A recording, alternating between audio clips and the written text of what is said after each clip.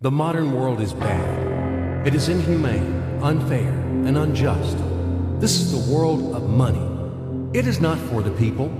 It is for those who produce money, for bankers and financiers. And ordinary people just serve them as attendants. They sweep their palaces.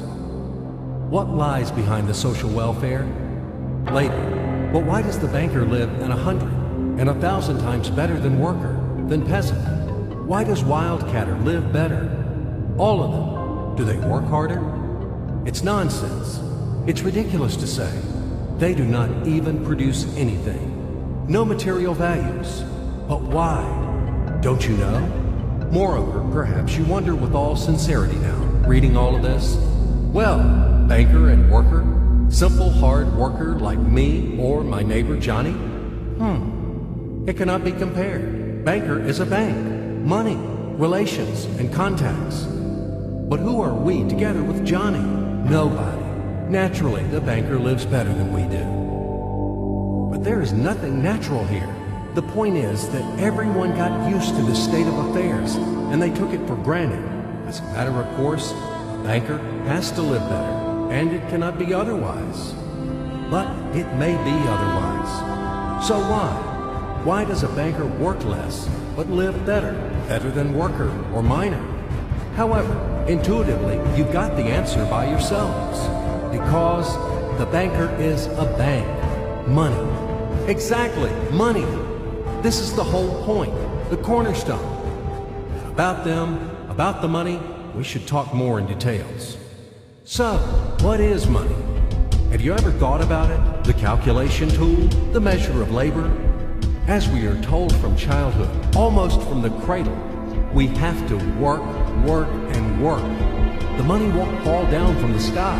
They should be honestly and hardly earned, etc., etc., etc. Sounds familiar, doesn't it? Familiar and nauseating. Say it, by the way, to Abramovich, who honestly and hardly earned all his billions. Just for fun, say it. How to earn money honestly. You will laugh to death. Yes, we have to work. But what should we expect in the end? A small pension and half-starved old age? Poverty. You have spent all your life working on some oligarch. You have been taken away all your power, energy, and health. You've been squeezed like a lemon. And after that, you've just been thrown into the dustbin as the fulfilled material. Is this necessary? But this is the reality, horrific reality, of modern society. This is what we should all expect in the end, almost certainly. Everything ends up this way for the vast majority of people in today's world. As it ended up for their mothers, fathers, grandmothers, and grandfathers, as it will end up in the present state of affairs for their children and grandchildren, great-grandchildren, then in turn for their children and grandchildren, and so on. The way of the world. Why? All of this is wrong, unfair. It must not exist. Why do some people have to have everything, but others have nothing? Why do some people walk in golden slippers? The others barely make ends meet. They don't know how to feed their children, although all of them work honestly. Why does it happen? After all, we are the people, the brothers. We are equal, aren't we? Then why? Because there is a lie around us. A huge, continuous, monstrous lie. Do not believe anything that is broadcasted daily on TV by satiated and well-groomed masters of life. And people are not equal. And the money is not even a measure of labor. All of this is an insolent and shameless lie. Lie, lie, lie, and lie once again. It is the news which is hung on your ears. Why do they do this? Just to make it easier to manage people. So you are oligarch now, or even an ordinary worthless deputy. Are you equal with others? In what? You live in a different way, eat in a different way, and rest in a different way. In one day, he spends more than you spend in a year. His wife doesn't even get out of Kosovo. And yours? He is treated in the best Swiss clinics. And what about you? his children and yours. Have you compared? Well, where is your equality? Perhaps you are equal in rights, aren't you? Oh, I forgot about the rights. As it is written in our Constitution, isn't it? By the way, there are a lot of things written on the fence, too. Nice and intelligent things. Read in your spare time. You will be inspired by these things. And what kind of equal rights do we have with the oligarch or the banker? I'm just curious.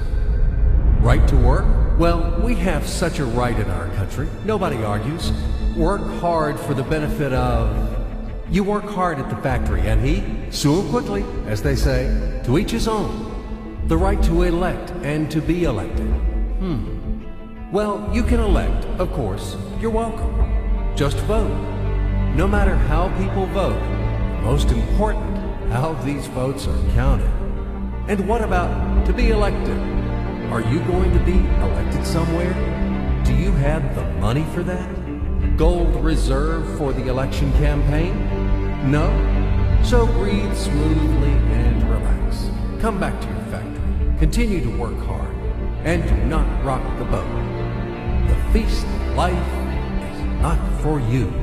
It is for those who are more equal than you. What else is there? However, it is not the essence. There is no sense for further continuation. I hope everything is already clear. What kind of equal rights you both have, and who are more equal. It is all about universal equality and fraternity. It is figured out, I think. Now we move on to the money. We won't talk about the measure of labor. These are fairy tales for idiots. Money is not any measure of labor. Otherwise, you would live like a lord, or maybe you don't work too much. I don't know. But what is money? Shackles, fetters, chains, durable and unbreakable chains holding the slaves in subjection more reliably than any steel. What are slaves in the 21st century? Do you ask me? What slaves? You and me, all around. You, me, him, her, all of us. We are all slaves, slaves of money. More precisely, we are slaves of those who print the money. We are slaves of our masters. Nothing has been changed at all during these centuries on earth. We live so far in the slave system. Only outwardly, everything has become more decent, more delicate, and more sophisticated. Our shackles are no longer heavy, rusty, and steel. They are invisible and weightless now. They don't seem to exist. You can go wherever you want. You can do whatever you want. You are free. But in fact, the shackles still exist. And damn, you are not free. Freedom is an illusion. Money, that's the point. Well, where can you go without money? It is not the Stone Age today. You cannot live in a cave. You cannot dress yourself in animal skins. And you cannot hunt for mammoth.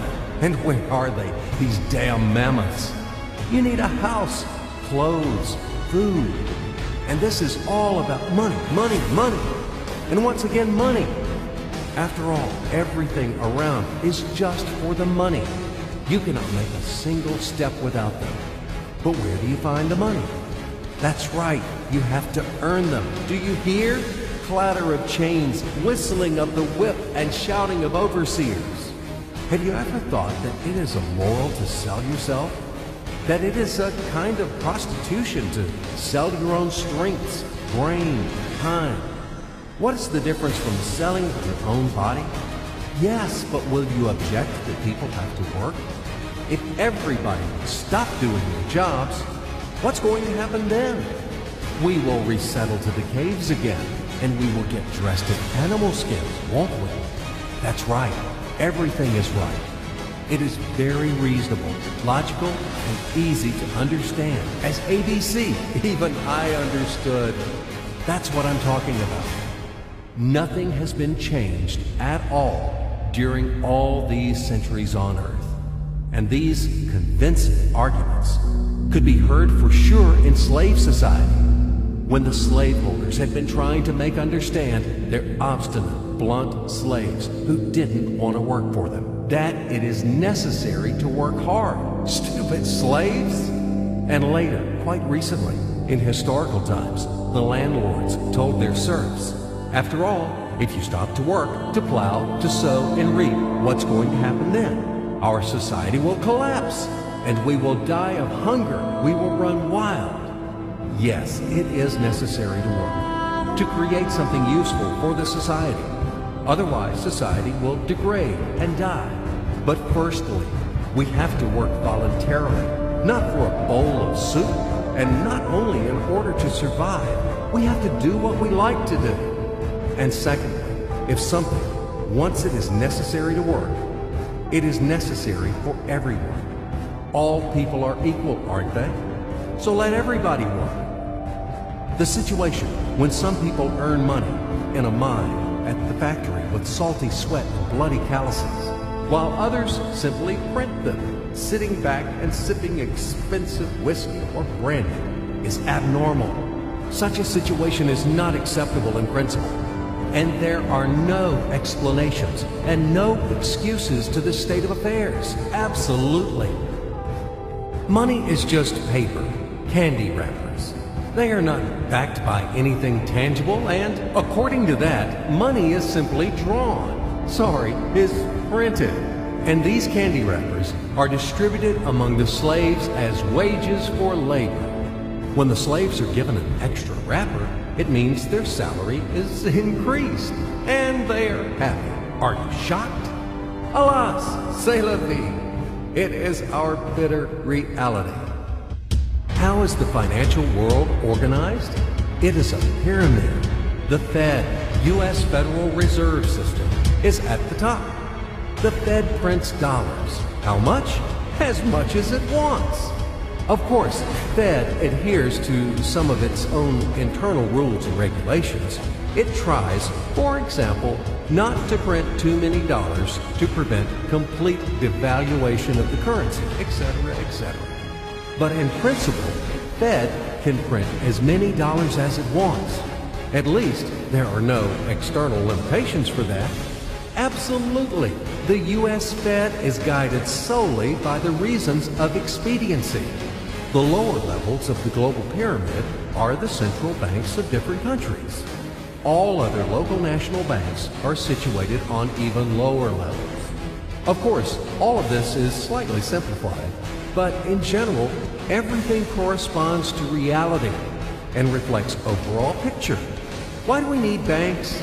Speaking figuratively, banks play the role of blood vessels in the social organism.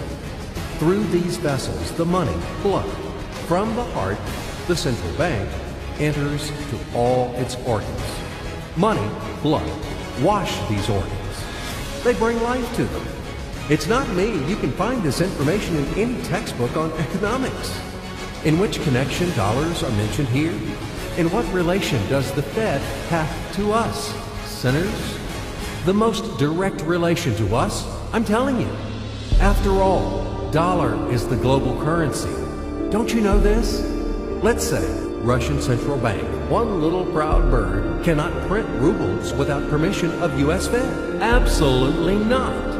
As soon as Russia supplies oil and gas to the USA for $1 billion, it is a wagon of colored pieces of paper with pictures of great American presidents. Then, Russian Central Bank will be allowed to print rubles in the amount of $1 billion with a clear conscience. This is the only way. Otherwise, Russia will be expelled from the IMF, and in general, the ruble won't be a freely convertible currency. But let it be. This is the topic for another conversation. Check my site later. Do not get distracted. Let's come back to the pyramid. Well, okay, the blood vessels wash. All of this, of course, is wonderful. But the main question is, why does the banker live better than worker? We still have no answer. So what that he has blood vessel? Shall we give him cash bonus for that, or vouchers for enhanced diet? I, for example, build houses or bake bread. It is also very important. Does he work harder than me? No.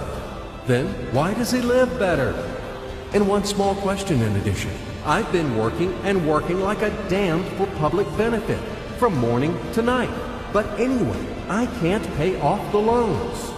And all of my friends are in the same situation. Is this normal?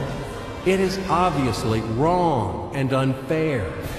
This is eternal credit bondage. But whom do I owe the money to? I owe money to banks, to these blood vessels, washing all and everything. Fuck them all. I don't need this fucking washing. In short, they make fools of us. That's all. As usual, bankers take advantage of the fact that we, simple hard workers, don't have time to figure out all these tricky schemes. We have to feed our families. That's why they take advantage of this situation and ride on our backs, bastards. So don't tell me about blood vessels. We know these vessels. Just give me the gun and Easy, stay calm. And let's figure this out together, okay? Calmly and slowly. But I warn you that I have to strain your brains. It's not easy to unravel in a couple of minutes those things which have been tangled during the centuries by the best sophisticated minds of mankind. But we will try. At least we will show something visually, something from the life of modern banks. We will demonstrate everything on the live example, so to speak. You'll enjoy. So imagine the following quite unusual situation, and watch my hands. Let it be a Nick and Jane, and let it be a Mr. Smith, a banker of Nick and Jane. They both keep their money in his bank. That's why we use the title Mr. Smith, with respect. Nick really wants to buy, well, let's say Jane's bicycle, but he has no money. More precisely, he has money, but not enough, only $10, while Jane wants $100 for her precious bicycle. That's a problem. What should Nick do? Well, this bicycle is so desirable. He gives Jane his $10 as a deposit and asks plaintively not to sell the bike to anyone. He says that he will bring the rest of the money soon. At the same time, he runs to his bank, to the respected Mr. Smith, to get a loan for the missing $90. As ill luck, Mr. Smith has no money at this moment, but he knows perfectly about $10, which Nick gave to Jane. And where will Jane bring his money to? That's right. She will put these $10 in her lovely bank, to the same Mr. Smith. Therefore, Mr. Smith asks Nick to come back tomorrow, in the hope that tomorrow he will get these $10. And everything happens this way. The next day, Jane brings $10 to the bank. The bank provides Nick these $10 on credit. Nick immediately gives them to Jane. She again puts them in a bank. The bank again provides Nick these $10 on credit, etc. As long as Nick the fool will gather enough money for the bicycle. Don't you get confused yet? Be patient, I told you. These demons have been trying to confuse you during 1,000 years. These damn economists and financiers. But anyway, we will figure everything out. So what do we have in the end?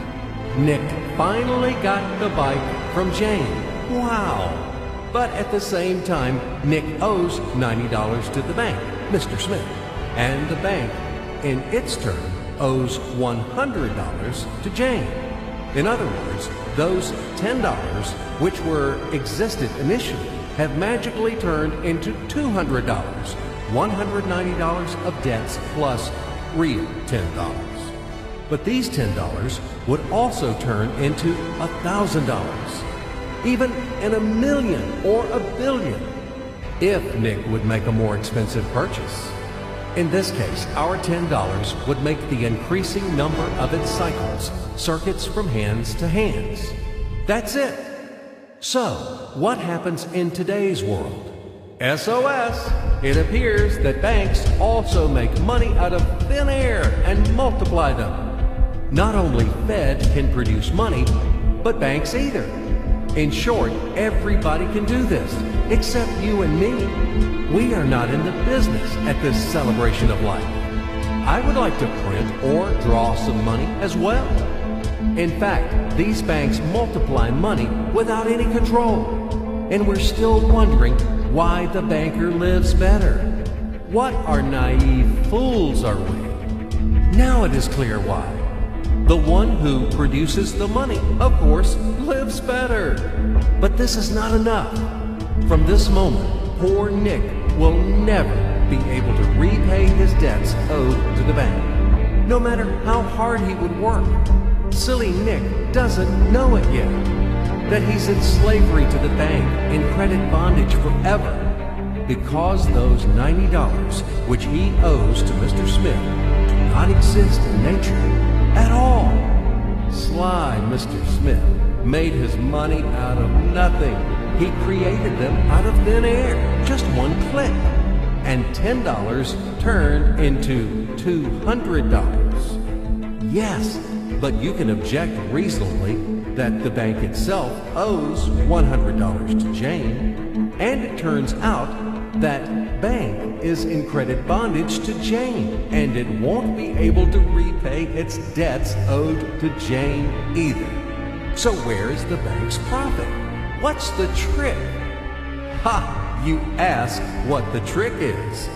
The trick is in the fact that bank has a lot of such Janes, thousands and millions, and they will never come for their money all at once. If one Jane comes, the bank will return her the money of 10 other depositors. That's it. It means that the bank's debt is not dangerous and not burdensome. In fact, bank's debt is virtual. It exists only on the paper or in the computer program. It will never be repaid in reality, only in case a panic happens, when frightened depositors suddenly will come for their money all at once.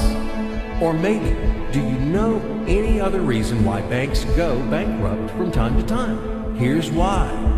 Because there are not enough money for all depositors. There is 90% of thin air in the bank vaults. Just a lilac fog. Thus, bank is okay. It blooms and smells. We don't need to worry about it. But our Nick has serious problems now. He has to repay all the debts owed to the bank, completely, with interest and penalties. You know this. He will be forced to take a new credit in order to repay the old one, then again the new one, and again, endlessly until his death. There is no way out of this credit running knot. It does not exist in principle. That's it. Trap slam. Now Nick is perpetual debtor of bank. He is a slave. From now on, he will work for bank until he dies.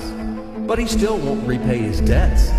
After his death, his children and grandchildren will work for this bank. They all are future slaves of the bank.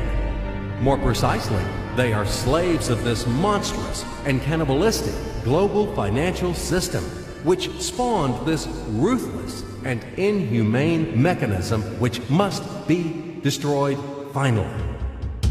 Financial apocalypse. It can break our financial chains and can save all of us. It can finally release us from centuries of slavery. All the old will be burned completely in purifying flame of apocalypse, and the new will be established.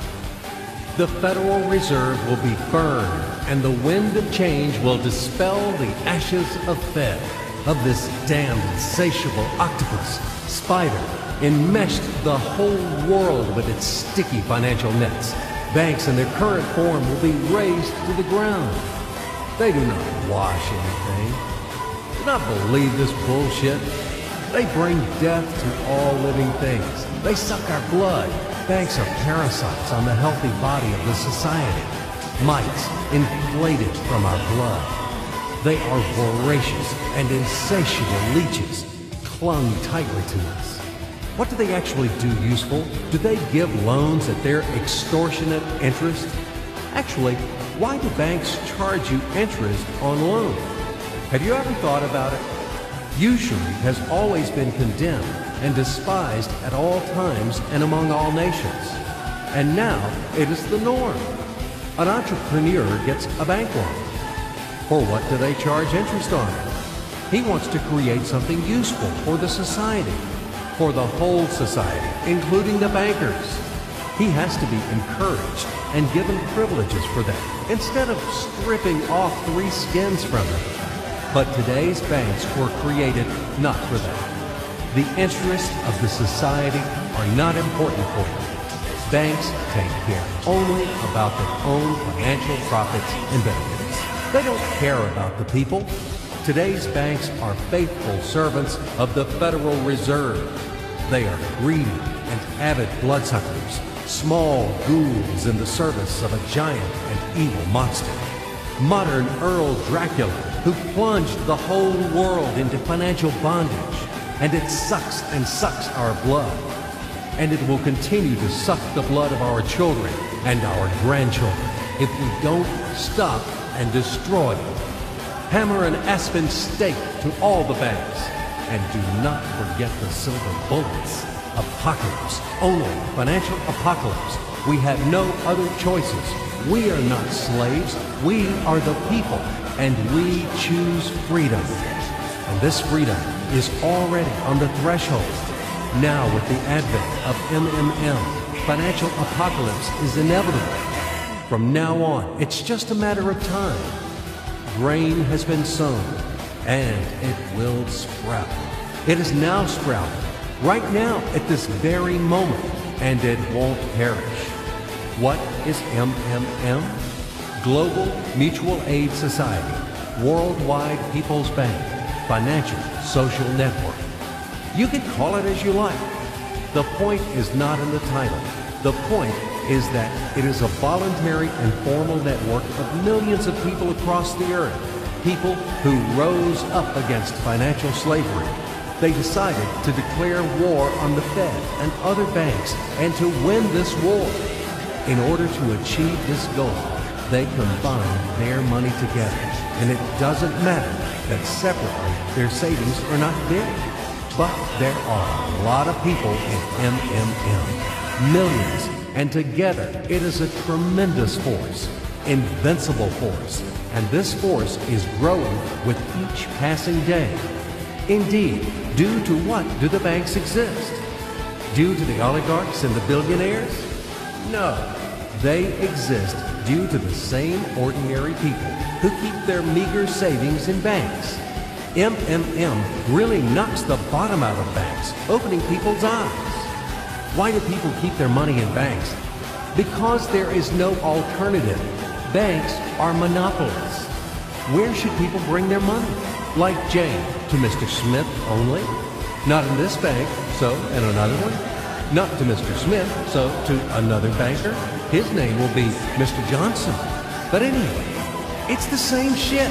All of them are tarred with the same brush. All of them are native kids of cunning and solicitous mother spider named Fed.